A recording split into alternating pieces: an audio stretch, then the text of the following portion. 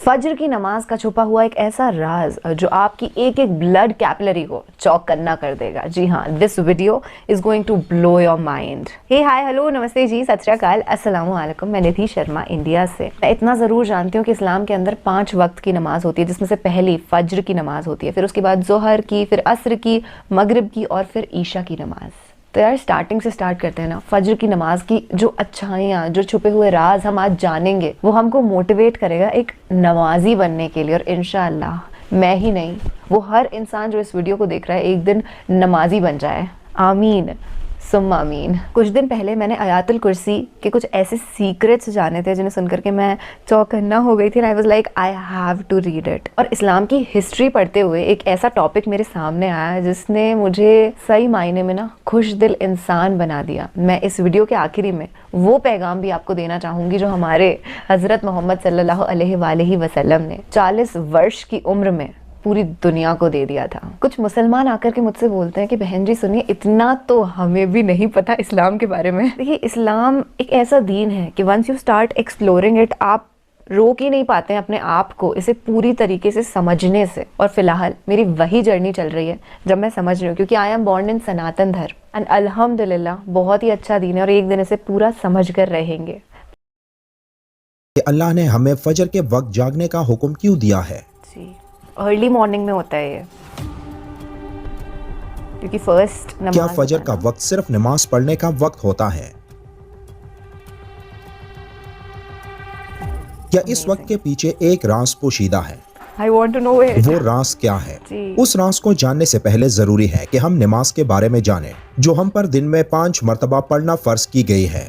और ये 5 नमाजें किस तरह फर्ज हुई, इसके पीछे भी एक शानदार वजह है, जिस वजह का मुजाहिरा सफर मेराज में उस वक्त हुआ जब हजरत मोहम्मद सल्लल्लाहु अलैहि वसल्लम अल्लाह से मुलाकात के लिए वक्त के इंतहाई मुख्तसर हिस्से में 7वें आसमान से भी आगे तशरीफ ले गए थे।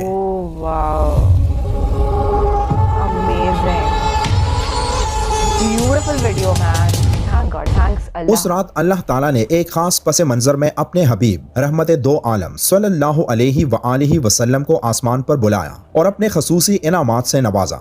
उस मुबारक सफर में अल्लाह ताला ने अपने कुर्ब खास से नवाजा, अंबियाए कराम से मुलाकातें करवाए, जन्नत और जहन्नम का मुशाहिदा करवाया और नेकियों के अजर सवाब और बुरों के अंजाम और अजाब का नजारा करवाया। उस अजीम सफर में बहुत से इनामात से नवाजा गया, जिनमें एक खास इनाम उम्मत के लिए नमाज का तोहफा भी है और कयामत तक के लिए इंसानों को अपने माबूद और खालिक से करीब तर करने का अजीम तोहफा और इबादत यानी नमाज उसी सफर में अता की गई। मेराज की रात जब आप सल्लल्लाहु अलैहि वसल्लम को अल्लाह ने 50 नमाजों का हुक्म दिया, तो हजरत मूसा अलैहिस्सलाम के कहने पर आपने अल्लाह से 50 नमाजों में नरमी की दरख्वास्त की।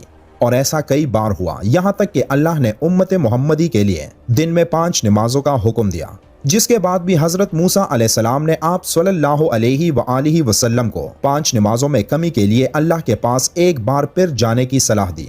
लेकिन तब आप सल्लल्लाहु अलैहि वसल्लम ने फरमाया कि मैंने अपने रब से कई मर्तबा दरख्वास्त कर ली है, यहाँ तक कि अब मुझे हया आ गई है और अब मैं राजी हूँ और इस हुक्म को हर तरह से तस्लीम करता हूँ। हर नमाज पढ़ना जरूरी है और यकीनन आपके लिए भी नमाजों में सबसे ज्यादा मुश्किल नमाज फजर की नमाज होगी, जिसमें नींद का गलबा इतना होता है कि एक इंसान बमुश्किल उठ पाता है। लेकिन दिन के इस खास हिस्से में जो राज पोशीदा है, उसे जब आप जानोगे तो यकीन करें कि आप फजर की नमाज कभी नहीं छोड़ना चाहेंगे। दुनिया में कई ऐसे लोग हैं जिन्हें स्लीप डिसऑर्डर या बेख्वाबी की शिकायत होती है, जिसमें वो सारी रात सो नहीं पाते और पूरा दिन काम काज करके जब रात को भी सो नहीं सकते, तब कई तरह की जहनी और जिस्मानी बीमारियां जन्म लेती हैं। और इस स्लीप डिसऑर्डर का शिकार आज हर दूसरा तीसरा शख्स हो रहा है, जिसकी बड़ी वजह अल्लाह के अहकामात को पीछे छोड़कर दुनिया की रंगीनियों के पीछे भागना है। I agree to this. That's a fact. सारी रात जागने के बाद फजर के करीब कुछ देर नींद आ जाती है, लेकिन वो नींद जिस्म को पुरसकून नहीं करती, जिसकी वजह से अक्सर लोग जागते जागते और हर किस्म की दवाइयों के इस्तेमाल के बावजूद जब सो नहीं पाते, तो वो अल्लाह से ये सवाल जरूर करते होंगे कि ए अल्लाह, मुझे नींद क्यों नहीं आती, आखिर क्या वजह है। बहुत कम लोग होते हैं जो इस कैफियत में अपने अंदर पैदा होने वाली उस आवाज को सुन पाते हैं, जिसमें उनसे कहा जाता है कि बिस्तर से निकलो, नमाज पढ़ो, अल्लाह का जिक्र करो। और यकीन करें जो लोग इस आवाज को सुन पाते हैं और इस पर अमल करते हैं उन्हें ताहयात कभी भी स्लीप डिसऑर्डर की शिकायत नहीं होगी। इस हवाले से एक सूफी नज़म है जिसे एक अमरीकी मुसन्निफ कॉलमैन बार्क्स ने तर्जुमा किया है, जिसका टाइटल है don't go back to sleep, यानी दोबारा मत सो जाना। सुबह की ठंडी हवाएं एक राज लाती हैं तुम्हारे लिए, दोबारा मत सो जाना। खुद से पूछो तुम क्या चाहते हो, दोबारा मत सो जाना। लोग दरवाजे की चौखट से आ जा रहे हैं जहां दो दुनियाएं मिलती हैं, वो दरवाजा गोल और खुला है, दोबारा मत सो जाना। नहीं सोएंगे दोबारा। इस नज़म में बयान करदा दरवाजा हमारी दुनिया और उस दूसरी दुनिया का है जहां से फरिश्ते हर सुबह और शाम को उतरते हैं, जिनका जिक्र इस हदीस पाक में मिलता है, जिसमें आप सल्लल्लाहु अलैहि वसल्लम ने फरमाया है कि रात और दिन में फरिश्तों की ड्यूटियां बदलती रहती हैं और फजर और असर की नमाजों में ड्यूटी पर आने वाले और रुखसत पाने वालों का इज्तिमा होता है। फिर तुम्हारे पास रहने वाले फरिश्ते जब ऊपर चढ़ते हैं तो अल्लाह ताला पूछता है, हालांकि वो उनसे बहुत ज्यादा अपने बंदों के मुतल्लिक जानता है, कि मेरे बंदों को तुमने किस हाल में छोड़ा। तो वो जवाब देते हैं कि हमने जब उनको छोड़ा तो वो फजर की नमाज पढ़ रहे थे, और जब उनके पास गए तब भी वो असर की नमाज पढ़ रहे थे। फजर और असर की नमाजों के औकात में सोने से मना करने के पीछे भी एक बड़ी वजह है, और वो ये कि साइंस कहती है कि सुबह सूरज तुलू होते वक्त और शाम को गुरूब होने से पहले सोना नहीं चाहिए, क्योंकि सुबह के वक्त जमीन पर ऑक्सीजन वाफिर मिकदार में फराहम होती है, जिस वक्त माहौल तरोताजा होता है, और ये ऑक्सीजन आपको दिन भर फिट रखने के लिए इंतहाई जरूरी होती है। तो जो उस वक्त सो जाता है तो वो उस ताज़ा ऑक्सीजन से महरूम रह जाता है, और असर के वक्त जमीन पर ऑक्सीजन की कमी हो जाती है। तो अगर कोई सो जाता है तो उसको ऑक्सीजन की फराहमी कम होती है, जिसकी वजह से जब वो जागता है तो उसके सर में दर्द और तबीयत बोझल हो जाती है। और यही बड़ी वजह है कि दीन इस्लाम में इन दोनों औकात में सोने से मना फरमाया गया है। रसूल करीम सल्लल्लाहु अलैहि वसल्लम ने फरमाया, तुलुई शम्स से पहले और गुरूब शम्स से पहले नमाज अदा करने वाला जहन्नम में हरगिज दाखिल नहीं होगा। नमाज फजर के बारे में ऐसे बेशुमार फजाइल और भी हैं जिनको हम नहीं जान सकते। अगर इंसान इनको जान ले तो कभी कोताही ना करे। रसूल करीम सल्लल्लाहु अलैहि वसल्लम का फरमान है, अगर वो लोग इशा और फजर की फजीलत के बारे में जान ले तो वो जरूर बिल जरूर इन नमाजों में हाजिर हों, चाहे उनको खुद को घसीटते हुए ही आना पड़े।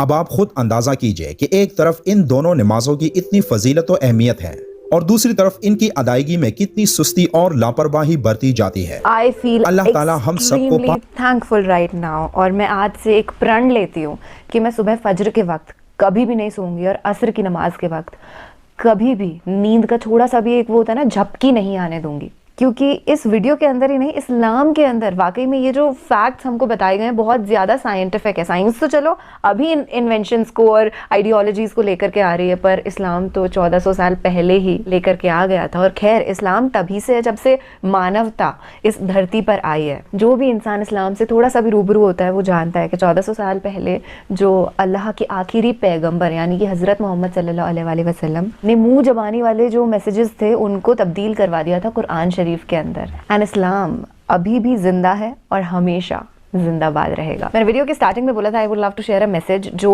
मैंने रीड करा रिसेंटली। मुझे पता चला कि इस्लाम के अंदर ये कहा गया है कि हमें हमारे पड़ोसी से उतना ही प्रेम करना है जितना हम हमारे घर वालों से करते हैं। और ये बात मुझे इतनी ज़्यादा अंदर तक हिट करी है कि इतना इनक्रेडिबल लव का मैसेज इस्लाम के अंदर दिया गया है जिसे ये पूरी दुनिया शायद उस कदर समझ नहीं पा रही है। और वेस्टर्न मीडिया की तो मैं क्या ही बताऊँ, वो लोग बहुत ट्राई करते हैं कि इस्लाम के खिलाफ फोबिया फैलाने का, but they have never been successful in that. क्योंकि वो हर इंसान जिसकी आंखें थोड़ी बहुत भी खुली हुई है ना, वो समझता है कि हम सब इंसान वी ऑल इक्वल। अल्लाह ने हमको अलग अलग ट्राइब्स में भेजा है और हमें एक दूसरे से हमेशा प्यार करना है। क्योंकि ये मेरा मैसेज तो हो नहीं सकता, मैं तो बड़ी छोटी सी इंसान हूँ, एक अल्लाह की क्रिएशन हूँ थैंकफुली, है ना। ये तो कुरान शरीफ की आयत में लिखा हुआ है, and I always follow this, shed borderless love towards every human being and every creature in this universe, क्योंकि सभी को अल्लाह ताला ने बनाया है। There's a message that Quran Sharif wants to give us of inclusivity कि हम सब कहीं ना कहीं